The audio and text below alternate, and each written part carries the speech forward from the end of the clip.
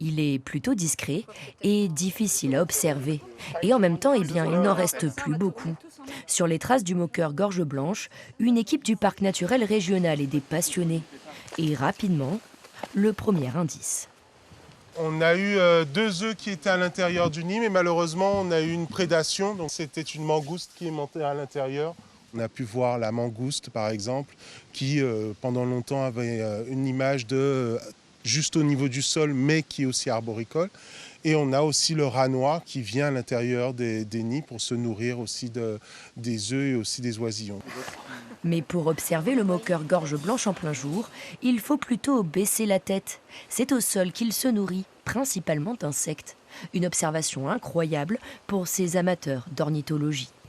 C'est vraiment un oiseau emblématique. Et le fait vu qu'il est en danger critique quand même d'extinction, donc en fait, il faut le protéger. Et pour ça, on doit avoir des données. Et contribuer à avoir ces données permet d'avoir une meilleure protection.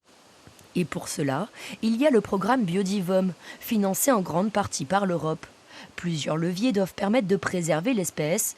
D'abord des campagnes de régulation des prédateurs, mais également un projet plus ambitieux, la création d'un corridor écologique.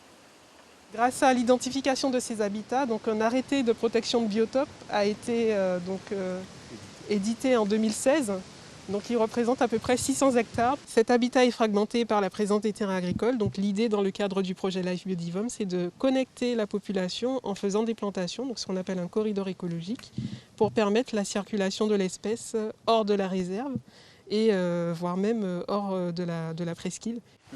L'objectif, permettre aux moqueurs gorge blanche de recoloniser les forêts littorales de Martinique. Et il faut agir vite. Il ne resterait plus que 200 adultes reproducteurs de cette espèce endémique de la presqu'île de la Caravelle.